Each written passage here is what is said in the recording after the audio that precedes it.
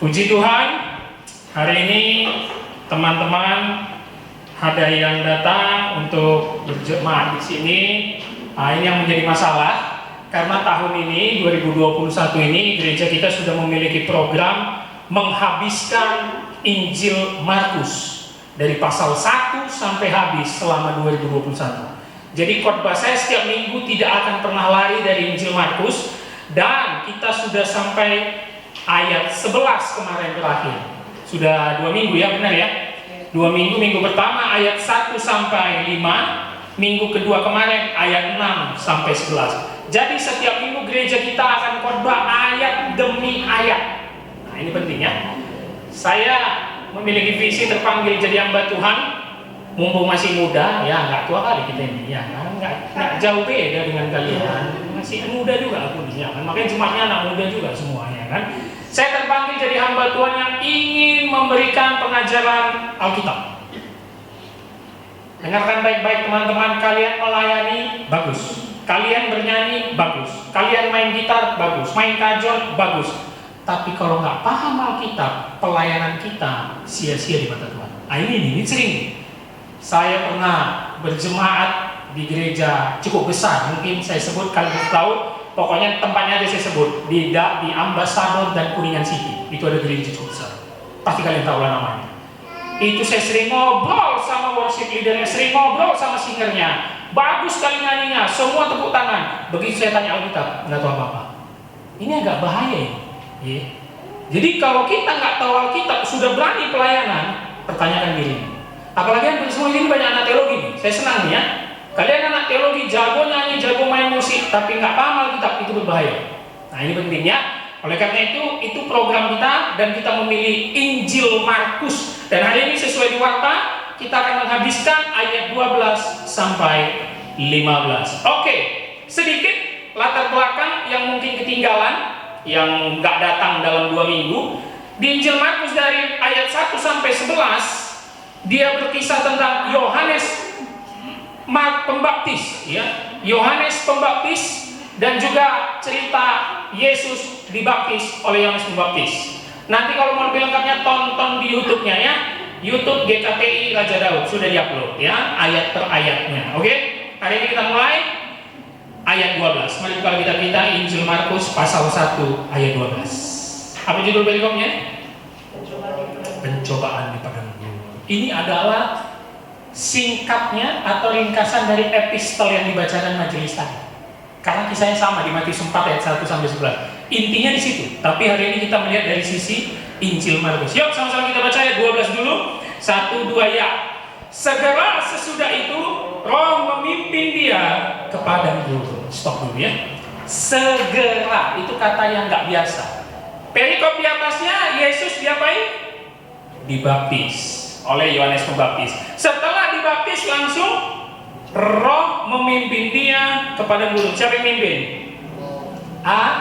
Allah. Roh Allah memimpin dia secara tiba-tiba. Itu arti kata segera. Secara tiba-tiba atau secepatnya langsung Yesus dipimpin oleh Roh ke padang gurun.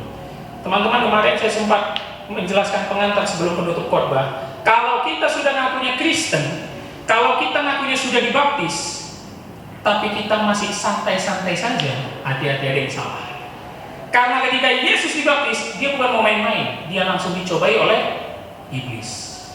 Yang cobain iblis yang mau atau Allah yang mau? Ayo coba jawab. Yang mau cobain Yesus karena kemauan iblis atau kemauan Allah? Kemauan Allah ya. Bukan karena hebatnya iblis mau cobain Yesus, nggak ada apa-apanya. Tapi Allah melalui Roh Allah yang kita tahu Roh Kudus ingin mencobai Yesus. Di mana dicobai? Padang gurun. Itu penting. Garis bawahi padang gurun. Kenapa? Gak apa-apa ya, yang anak teologi bersuara menjawab kalau saya tanya, gak apa-apa. Kenapa padang gurun? Ini adalah kenapa? Oh iya ya, lapar jadinya. Jadi kalau itu lagi. Bisa.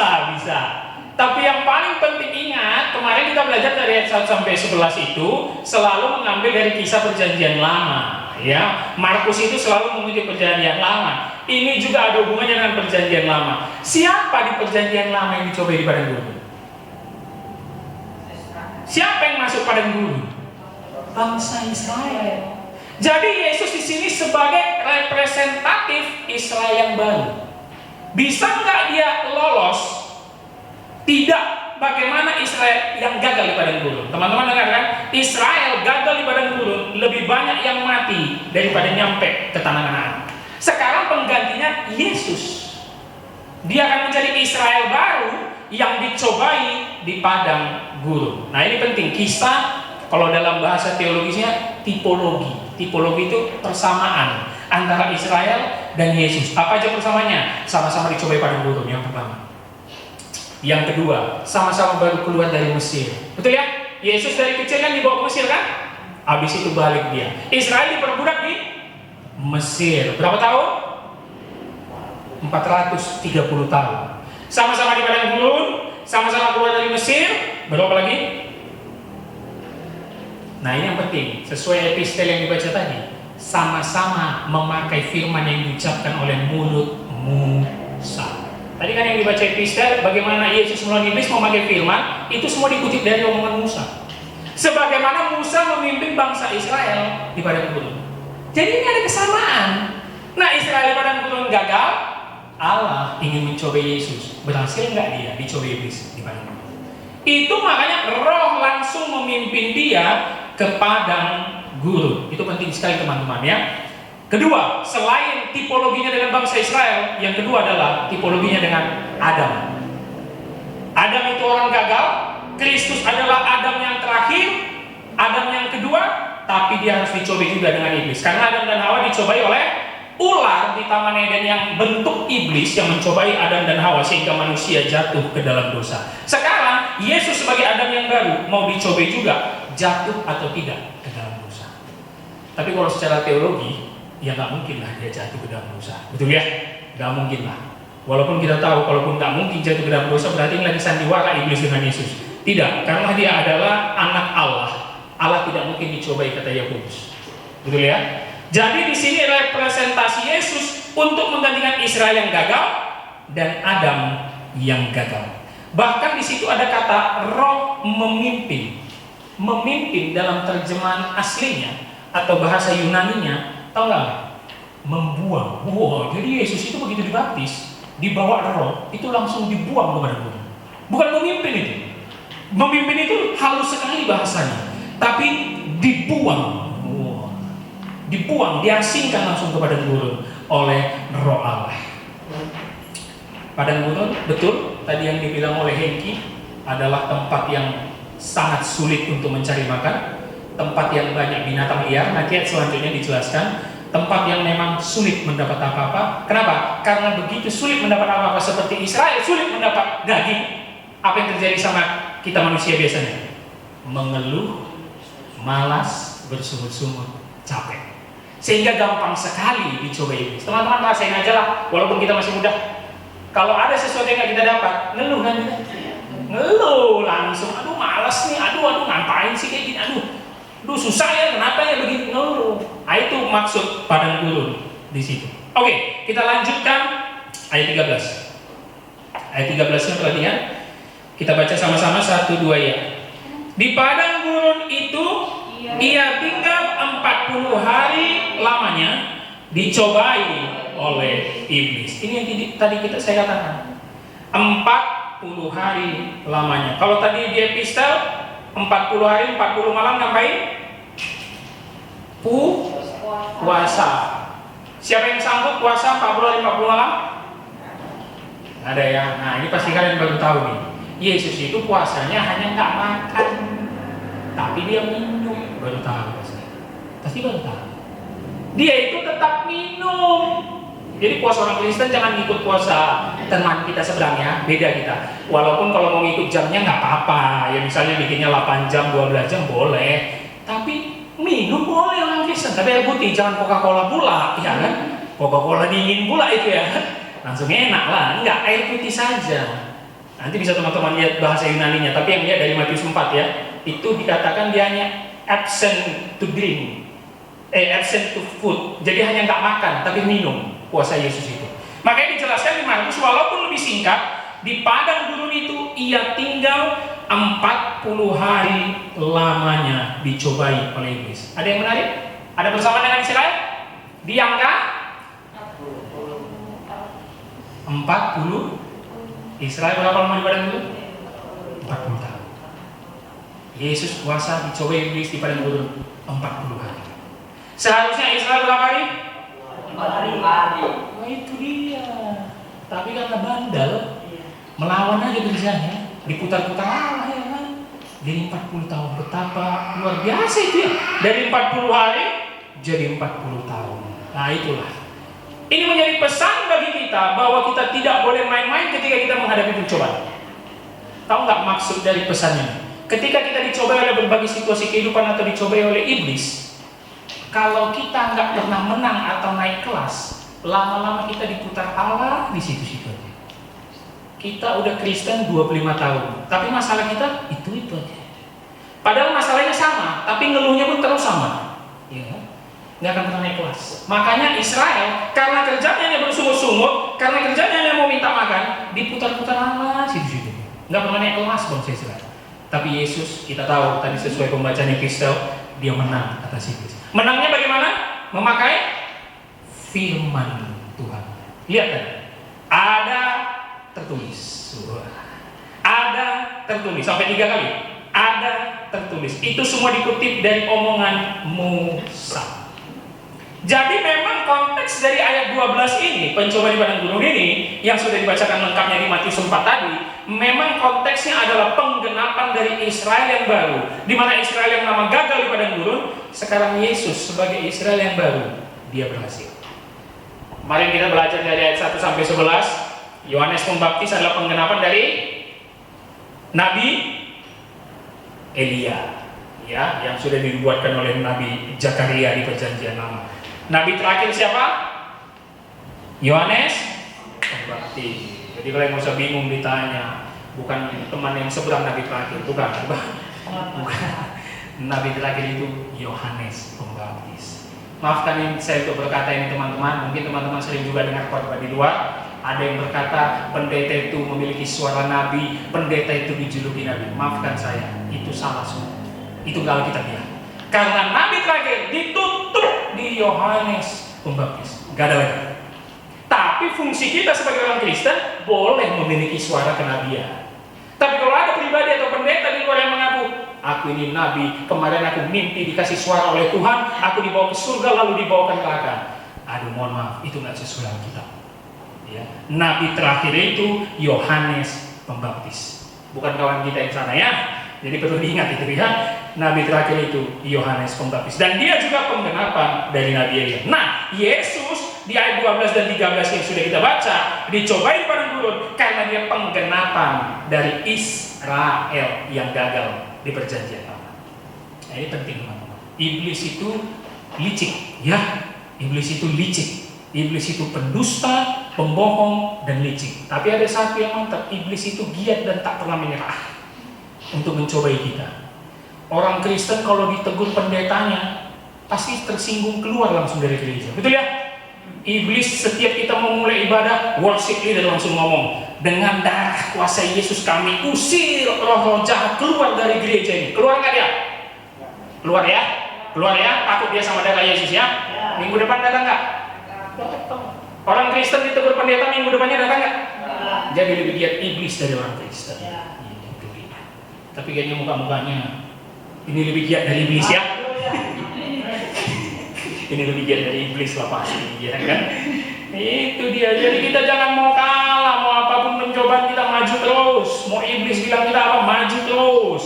Ingat, jangan pakai kekuatan sendiri, tapi pakai firman Tuhan. Jadi kalau dicoba iblis bilang ada tertulis. Wah, Yesus lagi memakai firman, kita juga harus memakai firman. Nah, dia dicobai oleh iblis. Coba kita lanjutkan. Dicobai oleh iblis. Selanjutnya, belum habis tadi kita baca ya. Ia berada di sana di antara binatang-binatang liar dan malaikat-malaikat melayani dia. Ini dia. Teman-teman, padang gurun adalah tempat yang sulit, seperti tadi kita sudah jelaskan. Padang gurun adalah tempat banyaknya binatang liar. Padang gurun sedikit sekali mendapat makanan minuman, sehingga ketika kita sulit, dehidrasi, ketika kita putus asa, kita gampang nyerah dan dicobai oleh iblis. Tapi di sini Yesus berada di sana dan dia menang atas iblis dengan memakai firman Tuhan. Dia di antara binatang-binatang liar. Kita nggak tahu ya, mungkin di padang gurun terjemahannya binatang-binatang liar di sini bahkan ditulis sampai ada singa, ular, kalajengking, ada semua di situ. Kenapa itu mesti dituliskan? Karena selain padang gurun tidak ada makanan minuman, ditambah binatang liar, apa yang terjadi sama kita? Ketakutan. Iyalah, masa kita lihat singa nggak takut? Takut nggak? Takutlah. Sehingga ketika ketakutan datang, ketika dahaga datang, ketika lapar datang, apa yang terjadi? Kita gampang jatuh dan dicobai oleh iblis. Markus ngambil sisinya beda ya. Kalau Matius lengkap tadi terperinci ayat 1 sampai 11. Markus kan singkat doang pencobaan di sini. Tapi dia ingin menjelaskan bahwa Yesus nggak takut tuh. Mau ada binatang liar, mau dicobai oleh iblis, dia nggak takut. Apa yang terjadi tadi kalimat terakhirnya? Ayat 13. Malaikat, ayo melayani ngapain? Kipas-kipasin Yesus. Panasan. Ngasih makan, betul. Karena dia puasa tadi 40 hari 40 malam, udah menang atas iblis. Datang malaikat ngasih makan dong, udah selesai pencobaan. KFC. Gak ada yang mustahil sama Tuhan. KFC, capcay. Nih makan Yesus. Karena nggak mungkin dia mencari makanan sendiri di antara binatang liar itu atau di padang gurun itu, sehingga malaikat datang melayani. Nah, yang perlu kita tahu, konteks ini jangan dibaca Markus melihat kejadian itu ya, bukan ya, nggak mungkin. Ini adalah penglihatan dan kisah supernatural Yesus, ya, yang diilhamkan kepada penulis yaitu Injil Markus. Mana ada Markus melihat peristiwa itu? Nah, itu kita pentingnya melihat konteks Alkitab. Sama seperti Matius, emang Matius melihat iblis menggoda kebubukan bait Allah? Kan nggak mungkin juga, nggak ada yang lihat itu.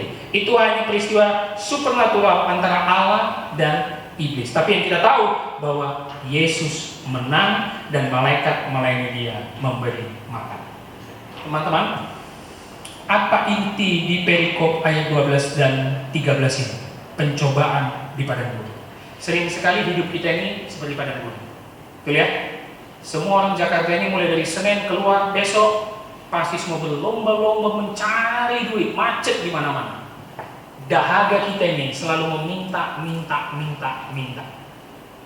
Sehingga ketika kita lelah, ketika kita capek, kita lupa sama Tuhan. Tapi Yesus kenapa menang? Dia nggak pernah lupa firman Tuhan. Nah, itu yang penting.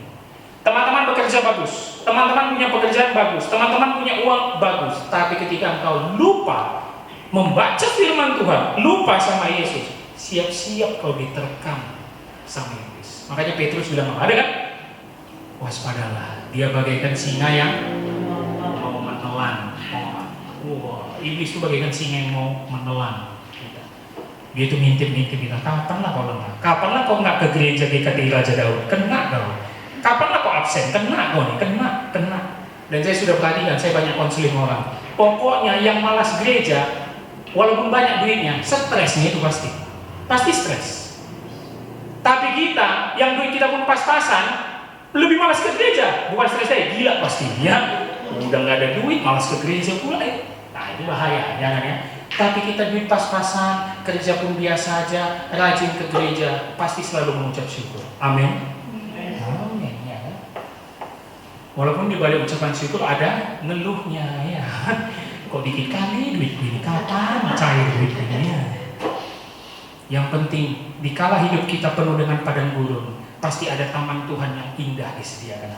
Nah, itu yang penting. Tapi jangan lupa, harus meniru apa yang dilakukan oleh Yesus. Memperkatakan firman Tuhan untuk melawan cobaan dari iblis. Kita lanjutkan. Perikop selanjutnya ayat 14, Yesus tampil di Galilea Galilea. Tentu setelah dia menang dari iblis, dia melanjutkan pelayanannya dan memulai pelayanannya, dia mulai di Galilea. Yuk kita baca 14, 1, 2 ya.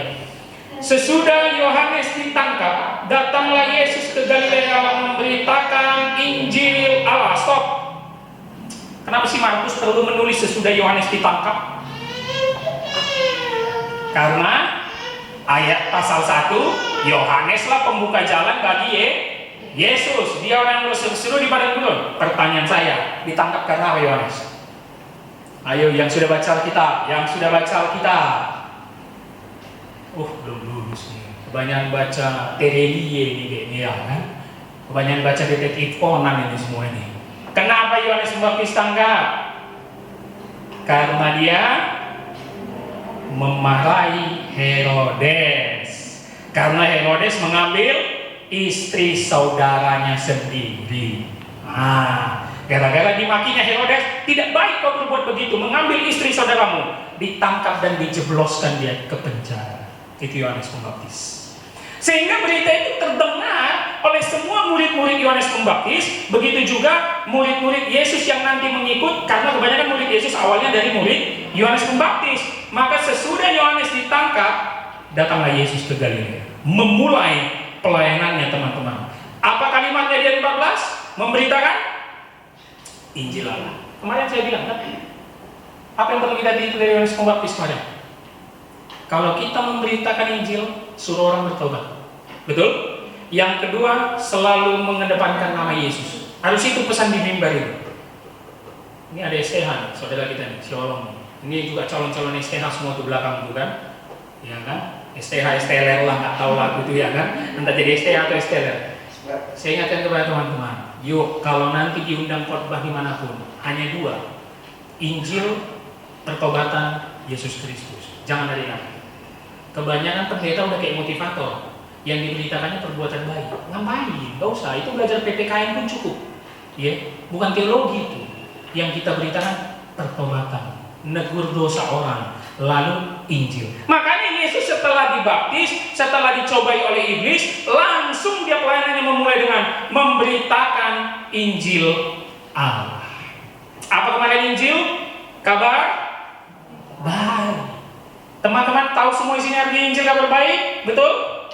Kabar baik. Kabar buruknya apa? Nah, nggak pernah nanya kan? Kenapa kita tahu arti Injil kabar baik, tapi kita nggak pernah kritis? Kalau gitu kabar buruknya apa? Karena ketika kita tidak terima kabar baik Injil, maka kabar buruknya kita sengsara dan binasa ke neraka. Itu kabar buruknya. Jadi kebanyakan kita berani memberitakan kabar baik, Yesus sayang kepadamu, ayo datang kepada Yesus. Tapi lupa kita beritakan kalimat di belakangnya kabar buruknya, bahwa ketika engkau tidak bertobat, tidak percaya kepada Yesus Kristus, maka siap-siaplah binasa. Itu yang penting. Jadi harus ada kabar baik dan kabar buruk. Dan Yesus juga seperti Yohanes Pembaptis di ayat 14. Begitu dia memulai pelayanan, dia bukan mau memberitakan siapa dia memberitakan Injil Allah. Tentulah Injil Allah di sini adalah Injil yang tentang dia juga. Karena di ayat 1 di pasal 1 Markus bilang, inilah permulaan Injil tentang siapa? Yesus Kristus, anak Allah. Kenapa dia bilang memberitakan Injil Allah? Karena orang Yahudi konteksnya mengenal Allah. Nggak mungkin dia bilang dia datang pucuk-pucuk ke Galilea, hei, akulah Allah kalian. Dilemparilah dia. Itu konteksnya, ya, dilemparilah dia. Makanya ketika ada teman kita seberang selalu mengolok-olok kita, mana di Alkitab kalian kalimat Yesus bilang, akulah Allah, sembahlah aku. Mana? Buktikan sama kami. Itu pertanyaannya nggak masuk akal, karena dia nggak tahu konteks Alkitab. Di Yahudi kalian ngaku Allah, siap-siap dilempari batu. Nah itu konteksnya. Jadi nggak ada. Walaupun ada juga nih Yesus bilang, akulah guru dan Tuhan. Ada kan? Yohanes 13 ayat 13. Ada juga. Jadi kita harus bisa siap mempertanggungjawabkan iman kita kalau ditanya sama orang-orang di luar. Makanya dikatakan sini, Yesus langsung memberitakan Injil Allah, Injil kabar baik, Evangelion, ya. Injil, apa itu? Isinya di ayat 15. Yuk kita baca sama-sama. 1, 2 ya. Katanya, waktunya telah genap, kerajaan Allah sudah dekat, bertobatlah dan percayalah kepada Injil. Kita mulai dengan kalimat waktunya telah genap. Kalau di dalam penerjemahan atau tafsiran ada dua. Waktunya sudah datang dan belum datang. Artinya Yesus nyampe di bumi, akhir zaman sudah dimulai dan siap juga menuju pada nanti kedatangannya kedua kali. Itu artinya waktunya sudah genap. Dia sudah datang ke dunia, menginjakkan kaki di bumi dan bersiap nanti untuk menanti kedatangannya. Makanya di masa kita sekarang menanti kedatangannya yang kedua kali. Ya, menanti kedatangannya yang kedua kali. Itu artinya waktunya telah genap. Apa yang telah genap? Kerajaan Allah sudah dekat. Tentu, karena dia rajanya. Ya. Dia rajanya, dia sudah datang ke bumi, maka kerajaan Allah sudah dekat. Dia anak raja, dia anak Allah, dia sudah datang ke bumi, maka dia katakan kerajaan Allah sudah dekat. Khotbahnya hampir sama ya, bahkan sama dengan Yohanes Pembaptis. Bertobatlah. Apa arti bertobat? Dalam terjemahan aslinya apa arti bertobat? Bertobat itu berbalik arah. Nah itu dia, mutar kita 180 derajat. Kalau dulu kita jalan sesat, sekarang kita menuju jalan benar. Iya. Dulu jalan setan, sekarang kita jalan Tuhan. Hari Minggu kita ketuhanan, Senin sampai Sabtu kesetanan. Iya. Jadi berbalik arah. Itu arti bertobat. Kerajaan Allah sudah dekat. Yang artinya ini menyangkut eskatologi atau akhir zaman. Teman-teman kalau ditanya kapan akhir zaman, bukan 2021, bukan. Akhir zaman ketika Yesus nyampe di bumi, terhitung sampai kita ke zaman sekarang. Itu akhir zaman loh. Walaupun nggak kiamat ya, lama kali kiamatnya. Udah 2000 tahun, nggak kiamat. Tapi itu arti kerajaan Allah sudah dekat. Pesannya sama, bertobatlah. Yang kedua apa? Percayalah kepada Injil. Ini adalah pesan khotbah yang harus terus kita kumandangkan, teman-teman. Bertobatlah, percayalah kepada Injil. Ya, saya mengharapkan teman-teman muda di sini atau juga rekan-rekan jemaat sekalian bisa melihat mana khotbah yang mencanangkan pertobatan, mana khotbah yang hanya sekedar menghibur. Karena yang paling penting kita beritakan adalah soal pertobatan, berbalik arah. Kenapa? Karena kita ini terus salah arah. Makanya ayo berbalik arah, bertobat. Kalau Yohanes ditambahkannya, baptislah dirimu. Kalau Yesus enggak ya, enggak ada di sini. Nanti baca lagi pasal 1. Tapi Yesus langsung bilang, percayalah kepada Injil. Yang secara tidak langsung mau bilang apa? Percayalah kepada aku. Karena Injil itu tentang Yesus Kristus. Itu disampaikan. Percayalah kepada Injil. Percayalah kepada pemberitaan tentang aku. Injil tentang Yesus Kristus, anak Allah. Nyatanya, teman-teman yang sudah baca, bertobat enggak? Banyak yang tidak bertobat. Banyak yang enggak percaya Yesus. Mereka hanya menganggap Yesus sebagai anak tukang kayu, satu. Yang kedua, penista agama, ya kan? Menganggap diri sama dengan Allah. Aduh, pokoknya dihancurilah pokoknya Yesus. Karena tidak banyak yang terpanggil. Salah terbalik. Tidak banyak yang terpilih. Banyak yang terpanggil, sedikit yang terpilih. Puji Tuhan kita masih sedikit ya. Kita terpilih semua, oke? Jadi kita nggak usah nambah jemaat nih, nggak usah. Ini yang terpilih semua. Kalau udah penuh gerejanya nggak ngeri. Bertobatlah dan percayalah kepada Injil. Teman-teman, kita sampai sini. Katanya 12 dan 15. Tapi kita lihat ada satu pesan yang sangat sama, Yohanes Pembaptis dan Yesus. Apa pesannya? Bertobatlah dan Injil. Oke. Itu pesan dari ayat 1 sampai 15. Minggu depan kita melanjutkan dari ayat 16. Kita sudah mulai kepada murid-murid Yesus yang mengikut Dia. Nah, teman-teman, tentu dengan pembelajaran gini kita merasa wah penasaran apa yang terjadi ini besok, ini apa yang terjadi besok. Dan di dalam pengajaran ini kita belajar juga konteks dan juga bahasa asli yang terkadang kalimatnya kita tidak mengerti, tapi kita mencoba paham. Tapi yang pasti kita harus bisa mencoba lepas dari pencobaan yang bersifat gurun. Yang kedua, yuk kita beritakan Injil tentang Yesus Kristus dan menegur dosa. Bertobatlah, kerajaan Allah sudah dekat. Percayalah kepada Injil. Amin. Mari kita berdoa.